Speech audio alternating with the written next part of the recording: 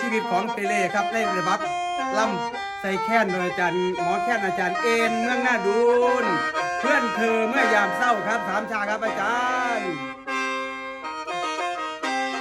เดี๋ยวนี้เธอนั้นมีความสุขไม่มีความทุกข์สุดแสนเรื่องใจมีคนรักเอาใจทุกอย่างอยู่ท่ามกลางสุขีมีใจสุขเกิดนาน้องสุขเกิดน้องเธอยิ้มย่องฉันก็ยิ้มออกได้จะอิจฉาทำไมแสนดีใจที่คนรักได้ดีแอบภูมิใจยกนิ้วให้ทุกวันทุกวีเพราะห่วงและคิดหวังดีสุขเธอมีฉันแอบยิ้มคนเดียวความใจเลี้ยวอย่าหวังเลยอายบอกเพียงแต่เห็นน้องชื่นหวานอื่นที่กะพอฮักกะดอกท่านที่เปรียบชีวิตมันบ่ผิดกันเลยต้องกันละแพงเจ้ายามเหงา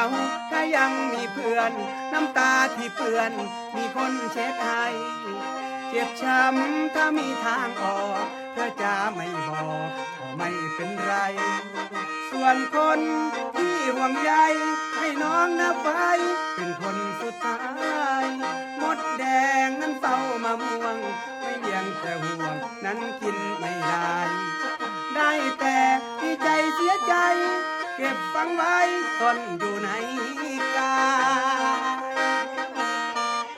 เนี่ย